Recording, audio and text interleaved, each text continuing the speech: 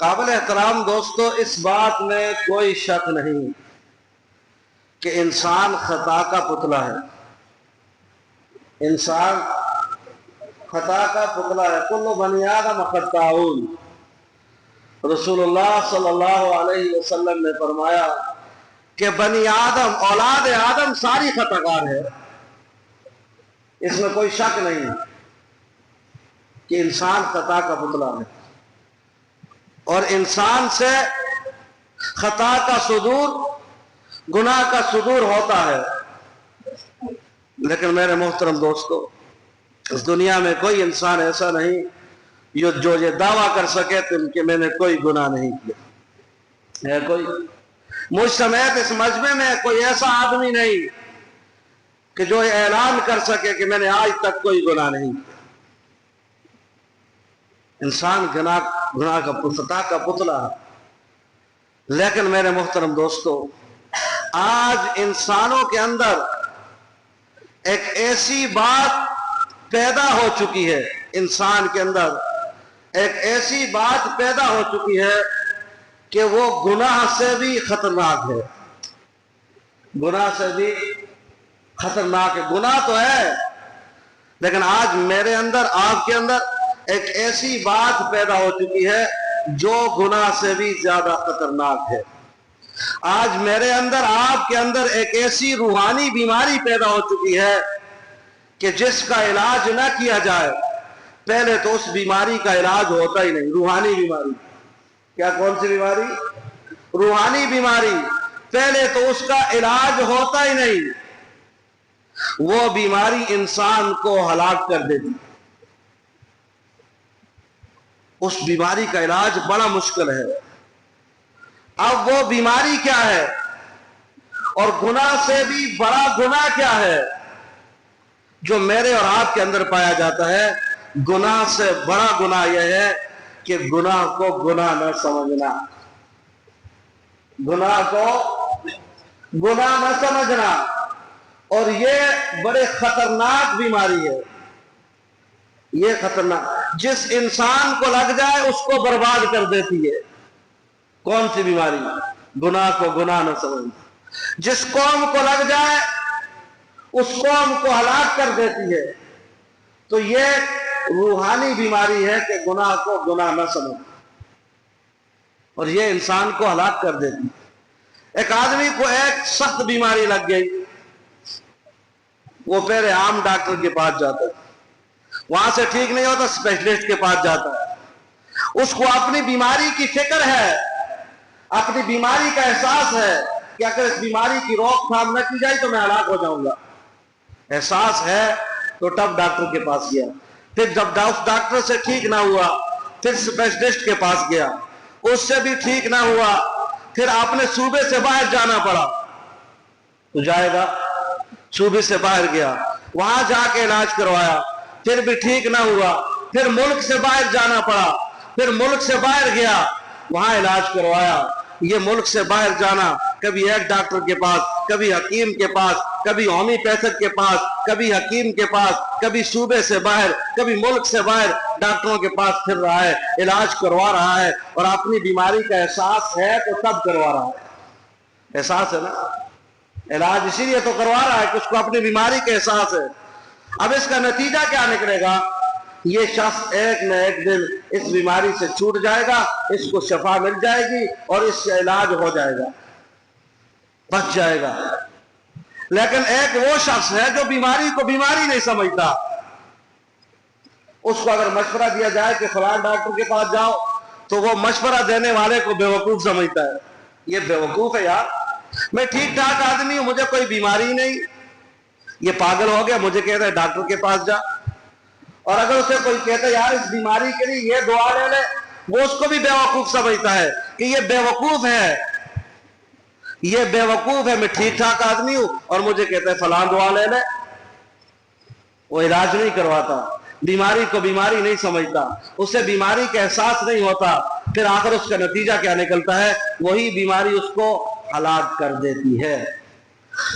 وہی بیماری اس کو ہلاک کر دیتی ہے. تو میرے محترم دوستو، جب ہم گناہ کو گناہ جو آدمی گناہ کو گناہ سمجھتا ہے، گناہ تو ہو گیا لیکن اس کے اندر ایک احساس ہے. آج ہمارے اندر احساس کا فقدان ہے. فقدان سمجھتے ہو؟ کمی ہے گناہ کی. ایک آدمی نماز نہ پڑھے اور پھر اس پر پچھتاوا نہ ہو ہی نہیں سکتا. ایک راتوں کو اٹھ کر رونے والا، اس کی راتوں کا رونا رہ جائے، اس کو پچھتاوا نہ ہو. ایک بدنظری کرنے والا بدنظری کرے، اس کو پچھتاوا نہ ہو. زنا کرنے والا زنا کرے اور اس کو اس کا احساس نہ ہو. اور آج یہ امت مسلمہ میں پایا جا رہا ہے. زنا کرنے والا زنا کر کے فخر کرتا ہے، بدنظری کرنے والا بدنظری کر کے فخر کرتا ہے، جھوٹ بولنے والا جھوٹ بول کر فخر کرتا ہے. اور جھوٹ بول کر کیا کہتا ہے؟ میں کیا جا اولو لایا ایسا. فخر کرتے ہیں، زنا کر کے فخر کرتے ہیں، چوری کر کے فخر کرتے ہیں، رشوت لے کر فخر کرتے ہیں، سود خور سود کر کے فخر کرتا ہے، بے نمازی نماز نہ پڑھ کے فخر کرتا ہے، قرآن کی تلاوت نہ کر کے گناہ کو گناہ نہیں سمجھتا. اس کے دل کے اندر سے گناہ کے احساس کا فقدان ہے. اس کے دل کے اندر سے احساس گناہ ختم ہو چکا ہے، مٹ چکا ہے. اور جن لوگوں کے گناہگار میں بھی ہوں، آپ بھی ہیں گناہگار، کل بنی آدم خطاؤن ہیں، لیکن بہترین خطاکار وہ ہے التوابون، جو توبہ کرنے والا ہے، جس کے اندر گناہ کا احساس ہو. میں کیا کر گیا، یہ کیا ہو گیا. جس آدمی کے اندر یہ احساس ہوتا ہے گناہ کرنے کے بعد، یہ میں نے کیا کیا، یہ میں کس کی نافرمانی کر دی، کس کی حکم حدودی کر دی، کس کا حکم توڑ دیا. اس ذات کا حکم توڑا جو غفور الرحیم ہے، جو رب العالمین ہے، جس نے میرے اوپر لاکھوں کروڑوں میرے اوپر نعمتیں عطا، مجھے نعمتیں عطا کی. وَإِن تَعُدُّوا نِعْمَتَ اللَّهِ لَا تُحْصُوهَا. وَإِن تَعُدُّوا نِعْمَتَ اللَّهِ، اگر تم میری نعمتوں کو، اگر تم رب کی نعمتوں کو شمار کرنا چاہو تو تم شمار نہیں کر سکتے، گن نہیں سکتے. آسمان کے ستاروں کو گننا ممکن ہے، ریت کے ذرات کو گننا ممکن ہے، اور درختوں کے پتوں کو گننا ممکن ہے، لیکن جو مجھے اور آپ کو میرے رب نے نعمتیں عطا کی ہیں، ان نعمتوں کو شمار کرنا ناممکن ہے. میں ایسے رب کی نافرمانی کر بیٹھا، ایسے رب کی جس نے میرے اوپر کروڑوں نعمتیں مجھے عطا کی، جس نے مجھے ایمان کی دولت سے نوازا، جس نے مجھے شکل صورت عطا کی، عقل عطا کیا، جس نے مجھے بولنے کی طاقت دی، چلنے کی طاقت دی، ہاتھ دیے، پاؤں دیے، اس رب کی نافرمانی. اور یہ بات رب کو بھی بڑی پسند ہے. جب یہ احساس ایک آدمی کے دل میں پیدا ہو جاتا ہے تو رب اس کو ہدایت دے دیتا ہے، رب اس سے راضی ہو جاتا ہے. ترمذی شریف کی روایت ہے، بنی اسرائیل میں ایک شخص تھا، کفل نام تھا اس کا. کیا نام تھا؟ کفل. اور بڑا عیاش تھا، 40 سال سے عیاشیاں کر رہا تھا. رات کو اس کی عیاشیاں ہوتی تھی، اور رات کی عیاشی پر 10,000 20,000 درہم روزانہ خرچ ہوتا تھا. 40 سال ہو گئے، کبھی رب کی طرف اس نے رب کے سامنے سجدہ نہیں کیا. 40 سال میں ایک لمحہ رب کی طرف رجوع نہیں کیا. ایک دن رات کو اس کے کمرے میں ایک عورت آئی اور اس کی آنکھوں میں آنسو تھے، رو رہی تھی. تو کفل بڑا حیران ہوا. کفل اس عورت سے کہنے لگا، میری 40 سال کی تجربے میں، زندگی میں آج پہلا واقعہ ہے کہ کفل کے کمرے میں، کفل کے حجرے میں، کفل کے بیڈ روم میں ایک عورت آ رہی ہے اور اس کی آنکھوں میں آنسو ہے. اس سے پہلے تو میرے کمرے میں جو بھی عورتیں آئی ان کے چہروں پر خوشی کے اثرات ہوتے تھے، اور ہنستی ہوئی مسکراتی ہوئی میرے بیڈ روم میں آتی تھی، میرے کمرے میں آتی تھی. میں نے آج پہلی عورت دیکھی ہے کہ اس کی آنکھوں میں آنسو ہے. کفل نے کہا، بتا کیوں روتی ہے؟ احساس کیا ہے؟ گناہ کا احساس. آج مسلمان سے گناہ کا احساس چلا گیا. ہزاروں نمازیں ہڑپ کر دیتا ہے لیکن اسے احساس تک نہیں ہوتا. ہزاروں سجدے کھا جاتا ہے लेकिन उससे एहसास नहीं होता। और ये सुनकर भी राशि वलमुश्तरी वलमुर्तशी किलाहुमा फिन्नार, रिश्वत लेने वाला रिश्वत देने वाला ये दोनों जहन्नम में जाएंगे, फिर भी रिश्वत लेता है। सूद के बयान सुन सुनकर, कुरान में सूद के बारे में सुन सुनकर कि सूद हराम है, अहल्लल्लाहुल बैया व हर्रमर रिबा, अल्लाह ने तिजारत को हलाल किया है, सूद को हराम किया है, फिर भी सूद करता है। गुनाह का एहसास खत्म हो गया। और याद रखो, जब हमारे दिलों से गुनाहों का एहसास खत्म हो जाएगा, फिर अपनी हलाकत और बर्बादी का इंतजार करो। खुशियां ना बनाओ, रब डील देता है, रब का डील देता है, डील देता है। असल माने में तो खुली रस्सी छोड़ी देनी है, जितना दौड़ सकता है दौड़ दौड़ दौड़, जब वो रस्सी को खींचता है फिर पता नहीं चलता। रब की डील का गलत फायदा ना उठाओ, रब की छूट का गलत फायदा ना उठाओ कि मैं अरसे से सूद कर रहा हूं, मुझे तो कोई नुकसान नहीं हुआ, मैं अरसे से रिश्वत ले रहा हूं, आज तक कोई नुकसान नहीं हुआ। इस डील से गलत फायदा ना उठाओ। तो मैं अर्ज क्या कर रहा था, जो जी किफल की बात कर रहा था, एहसास, गुनाह का एहसास। उस औरत ने कहा किफल, मैं कोई बाजारी औरत नहीं, मैं आवारा औरत नहीं, मैं कोई बेहया औरत नहीं, मैं एक पाक दामन पाक सीरत औरत हूं, एक ईमान वाली औरत हूं। लेकिन आज आंखों में आंसू इसलिए हैं, बच्चों की भूख प्यास और अपने फक्र फाका, घर में बच्चों की भूख प्यास बर्दाश्त न कर सकी, और उस भूख बर्दाश्त को, बच्चों के तड़पने को, बच्चों के भूख की वजह से बिलबिलाने को देखकर आज इस एक गलीज हरकत पर उतर आई। मजबूर हूं इसलिए रो रही, आज मजबूरी यहां मुझे इस गलत हरकत के लिए लेकर आई, वरना मैं तो एक पास औरत हूं, एक मुत्तकी औरत हूं। लेकिन आज रो इसलिए रही हूं कि आज मजबूरी मुझे इस जगह पर लाकर खड़ी कर दी। किसके दिल में गुनाह का एहसास पैदा हुआ, एहसास, गुनाह में एहसास, दिल में गुनाह का एहसास पैदा कर, फिर देख रब क्या करता है। तू गुनाह पे गुनाह करता जाए, करता जाए, करता जाए, फख्र करता जाए, और फिर के हालात दुरुस्त नहीं होते, हालात बिगड़ेंगे, हालात दुरुस्त नहीं होंगे। दोस्त, जिस कौम में गुनाह का एहसास खत्म हो जाएगा वो कौम बर्बाद होगी। जिस इंसान में गुनाह का एहसास खत्म हो जाएगा, रब काबा की कसम वो कौम बर्बाद हो जाएगी। जिस खानदान में गुनाह का एहसास खत्म हो जाएगा, उस रब करीम की कसम वो कौम, वो खानदान बर्बाद हो जाएगा। उधर औरत की आंखों में आंसू, इधर किफल की आंखों में आंसू, गुनाह का एहसास हो गया। कहने लगा, अच्छा तुझे मजबूरी, इतनी मजबूर होकर आई है, वरना तू एक पाक दामन औरत थी, तू एक नेक औरत थी।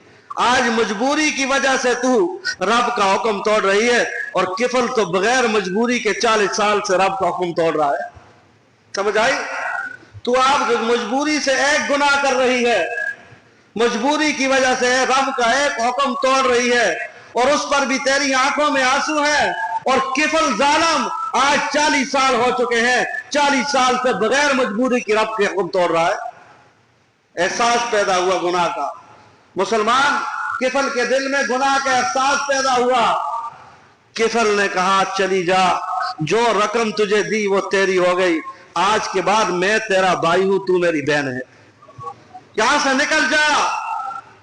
वो औरत निकल जाती है, और किफल कहते हैं, बेगैरत, एक कमीने इंसान, उस रब ने तेरे ऊपर इतने एहसान किए, इतनी करम नवाजियां की, और उसके बावजूद भी रब के नाफरमान बना रहा। यूं हाथ उठाए, रब्बा किफल है तो बड़ा कमीना है, आज इस कमीने पर अपना फजल फरमा दे। किफल है तो बड़ा बेहया है, बड़ा कमीना है, तेरा नाफरमान है, लेकिन आज किफल को गुनाह का एहसास हो चुका है कि किफल गुनाहगार है, किफल तेरा नाफरमान है। ए रब्बे करीम अल्लाह, आज इस बेगैरत, बेशरम और इस बेशरम किफल को भी माफ फरमा दे। بس یہ بات کہی، ترمذی شریف کی روایت ہے، دیکھ سکتے ہیں آپ علماء سے، محدثین سے، آجی شیخ الحدیثوں سے پوچھ سکتے ہیں کہ ترمذی شریف میں یہ روایت ہے، بنی اسرائیل کے ایک شخص کفل تھا، اس کا یہ واقعہ ہے، وہ آپ کو بتا دیں گے۔ بس یہ بات کی، نہ نماز پڑھی، نہ روزہ رکھا، نہ تلاوت کی، نہ وضو کیا، نہ غسل کیا، کچھ نہیں کیا۔ اے اللہ اس کمینے کفل پر رحم فرما دے۔ کفل کی روح پرواز کر گئی، کفل کی روح نکل گئی۔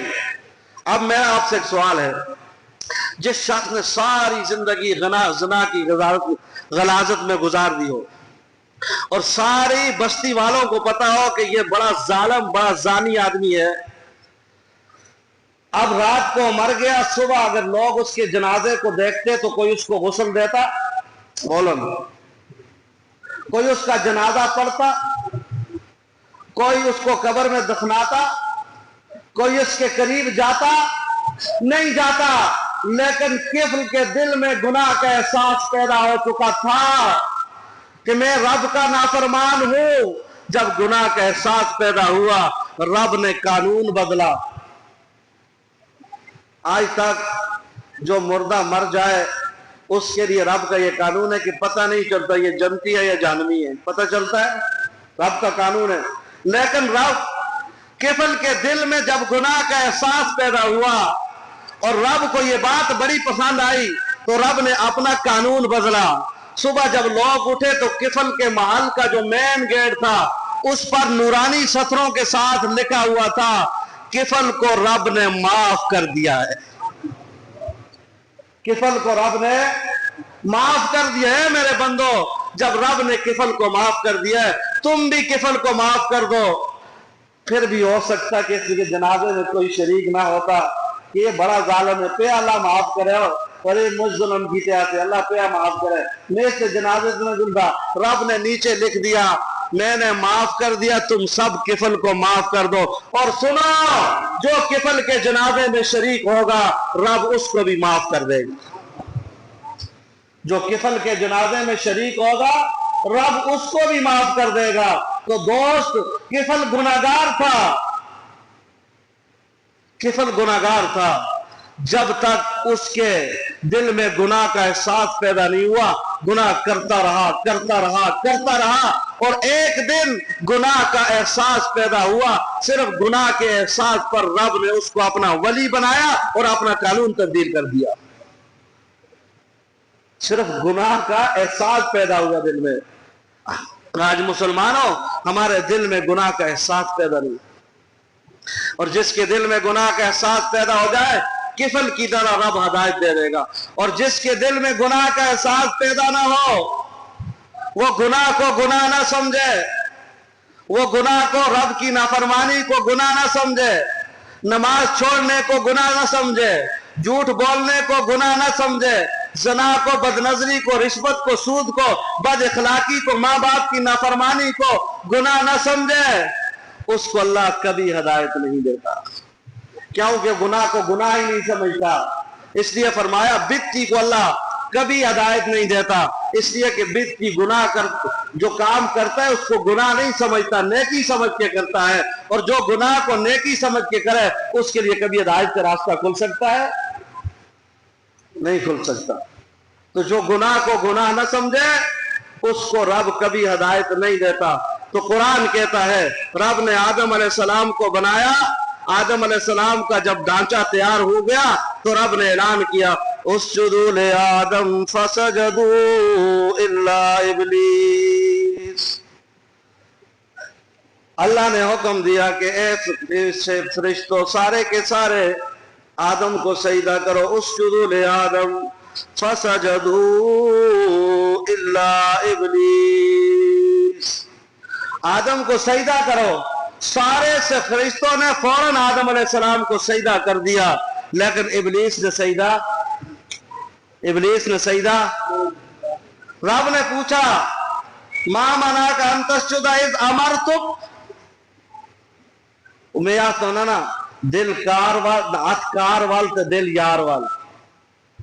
ہاں جی، ہاتھ جب بٹھا کے لو تے ذرا توجہ مڑی دو، मा मनहाका अन तस्जुदा इज़ अमरतुक, ए इब्लीस तुझे किस चीज ने मना किया, मैंने तुझे हुक्म दिया था कि सजदा कर। उसने कहा काला अना खैरुम मिन्हु खलक़तनी मिन नार व खलक़तहु मिन तीन। उसने कहा अब्बा तूने मुझे आग से पैदा किया है और आदम को मिट्टी से पैदा किया है। आग आला है, वो आसमान की तरफ शोले मारती है, मिट्टी अदना है, वो पांव के नीचे रौंदी जाती है, लिहाजा आला चीज उठकर अदना चीज को सजदा नहीं कर सकती। तो उसके दिल के अंदर गुनाह का एहसास नहीं पैदा हुआ, अल्लाह ने हिदायत नहीं दी। अब उसने सजदा न किया बल्कि उसने मोहलत मांगी, ए अल्लाह मुझे मोहलत अता फरमा, उस वक्त क़यामत के दिन तक मुझे मोहलत अता फरमा। मौलाना अशरफ अली थानवी लिखते हैं शैतान के पास 3 आइन थे, एक आइन नहीं था इसलिए मरदूद हो गया। शैतान बड़ा आलम था, मुअल्लिमुल मलकूत, इसको फरिश्तों का उस्ताद कहा जाता था। दूसरा आइन बड़ा इबादत गुजार था, आसमान के चप्पे चप्पे पर सजदे किए, आसमान में कोई 7 आसमानों में कोई जगह ऐसी नहीं छोड़ी जहां इब्लीस ने सजदा ना किया हो, बड़ा इबादत गुजार था। और तीसरा आइन आरफ था, आरफ पहचानने वाला था। इसलिए मौलाना अशरफ अली थानवी लिखते हैं जिस वक्त शैतान ने रब आदम अलैहिस्सलाम के सामने सजदा ना किया उस वक्त अल्लाह बड़े गुस्से में थे, बड़े जलाल में थे, लेकिन उस वक्त भी शैतान ने दुआ मांगी, ए अल्लाह मुझे मोहलत अता फरमा ताकि क़यामत तक मैं जिंदा रहूं और इनको गुमराह करता रहूं। ऐसे गुस्से के वक्त, जलाल के वक्त दुआ मांगना यह बड़ा मुश्किल होता है, लेकिन शैतान को इस बात का इल्म था कि रब इस वक्त भी दुआ कबूल करेगा, इतना आरफ था। आबद भी था, आलम भी था, आरफ भी था। मौलाना अशरफ अली थानवी लिखते हैं लेकिन एक इनकी कमी थी, आशिक नहीं था। आशिक नहीं था। आशिक को क्या लगी, वो कोई माशूक किसी सही पत्थर के सामने सजदा करवा दे, माशूक कहे आदम के सामने का सजदा उसके सामने झुक जाए। आशिक तो माशूक की हर अदा पर मर मिटने के लिए तैयार होता है। इसलिए शैतान आलम भी था, आबद भी था, आरफ भी था, लेकिन आशिक नहीं था, रब का आशिक नहीं था। इसलिए माशूक के हुक्म को ठुकरा दिया।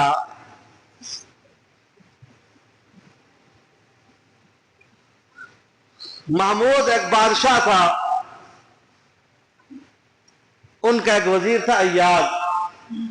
बाकी वजीरा गिला कीता, बादशाह सलामत अय्याज नाल मुझ मोहब्बत कर दे, असा को पूछते ही नहीं वजह क्या है। जब बादशाह को खबर पहुंची तो सारे वजीरों को बुलाया, वजीरों को बुलाकर एक वजीर को हीरा दिया, काश को तोड़। उन्हें बादशाह सलामत अल्लाह का वास्ते इतना कीमती हीरा छोड़कर चला गया। दूसरे को कहा इधर हीरा तोड़, उसने भी कहा बादशाह सलामत ये कीमती हीरा आप क्यों तोड़वा रहे हैं। वो भी जितने वजीर थे सब ने यही कहा याद इधर, कहा जी सरकार इस हीरे को तोड़। एजाज ने हीरा उठाया और मारा दीवार पर, हीरा रेजा रेजा हो गया। सारे वजीर कांपना शुरू हो गए, अब पता नहीं एजाज का क्या बनेगा। एजाज ने इतना कीमती हीरा तोड़ दिया। बादशाह ने कहा डरने की कोई जरूरत नहीं, तुम्हारे अंदर और एयाज के अंदर फर्क क्या है सुनो। पूछा एयाज इतना कीमती हीरा क्यों तोड़ा। कहा हजरत मैं आपका गुलाम हूं, आप मेरे आका हैं, मेरे सामने आका के हुक्म से हीरे, आका के हुक्म की कीमत हीरे के हुक्म से हीरे से ज्यादा नहीं है। आका के हुक्म की कीमत हीरे की कीमत से ज्यादा नहीं, लिहाजा मेरे सामने आपके हुक्म के मुकाबले में हीरा कुछ चीज नहीं था। इसलिए एयाज ने आपके हुक्म पर हीरे को तोड़ डाला। बादशाह ने कहा पता चला कि बादशाह एयाज से क्यों मोहब्बत करता है। सारे वजीरों में से एयाज के साथ क्यों मोहब्बत करता है, इसलिए मोहब्बत करता है कि एयाज अपने आका का फरमाबरदार है। तो मेरे मोहतरम दोस्तों, शैतान ने न माना, अल्लाह ने मरदूद कर दिया। और मेरे दोस्तों अब भी अगर उसके दिल में एहसास पैदा हो जाए, मूसा अलैहिस्सलाम चले गए तो रात पर रास्ते में शैतान की मुलाकात हुई। शैतान ने कहा मूसा अल्लाह से पूछ कर आना, अल्लाह से पूछ कर आना कि मेरी बख्शिश की कोई जरिया है, मेरी निजात का कोई जरिया है, ताकि मैं اللہ سے معافی مانگ لوں، میں شیطان یہ مردود ہوں، اس مردودیت سے نکل جاؤں۔ موسیٰ علیہ السلام وہاں پہنچے، واپس آنے لگے تو اللہ نے پوچھ لیا، بھول گئے تھے موسیٰ علیہ السلام، کہا راستے میں کوئی ملا تھا؟ کہا یا اللہ شیطان ملا تھا، ابلیس کہہ رہا تھا میری کوئی بخشش کا ذریعہ ہو تو میں معافی مانگ لوں، میری نجات ہو جائے، اے اللہ کچھ کر لیجئے، شیطان کی نجات کا کوئی ذریعہ بن جائے۔ تو رب نے فرمایا شیطان سے جا کر کہہ دے آدم کی قبر پر سجدہ کر دے، میں معاف کر دوں گا۔ موسیٰ علیہ السلام آئے، موسیٰ علیہ السلام بڑے خوشی تھا، کوئی مشکل کام ہی نہیں، ادھر میں ابلیس کو آساں، ادھر ابلیس آدم دی قبر تو سجدہ کر سی، اللہ ابلیس کو معاف کر چوسی، بڑی خوشی میں آ رہے ہیں، اور آ کر ابلیس سے کہنے لگے اے ابلیس تجھے مبارک ہو، رب تجھے معاف کرنے کے لیے تیار ہے، لیکن شرط یہ ہے کہ آدم کی قبر پر سجدہ کر لے۔ ابلیس نے کہا یہ نہیں ہو سکتا، اسی وجہ سے تو پہلے مردود ہوا ہوں، اگر مجھے سجدہ کرنا ہوتا تو وہاں کیوں نہیں کرتا، یہاں جا کر قبر کو سجدہ کروں، لہذا یہ کام مجھ سے نہیں ہو سکتا۔ تو رب نے کہا جب نہیں ہو سکتا تو تو قیامت تک مردود ہی رہے گا۔ تو دوستوں میری بات ختم ہو گئی، خدا رہا گناہ ہم سے ہوتے ہیں، لیکن گناہوں پر ندامت، آنسو اور گناہوں کا احساس دل میں پیدا کرو، خدا کی قسم رب ہدایت کے دروازے کھول دے گا، رب کامیابیوں کے دروازے کھول دے گا، لیکن گناہ کر کے گناہ کو نہیں سمجھو گے برباد ہو جاؤ گے۔ اللہ سے دعا ہے کہ اللہ ان باتوں پر عمل کرنے کی توفیق عطا فرمائے، اور اللہ جل شانہ گناہ کا احساس ہمارے دل میں پیدا فرمائے۔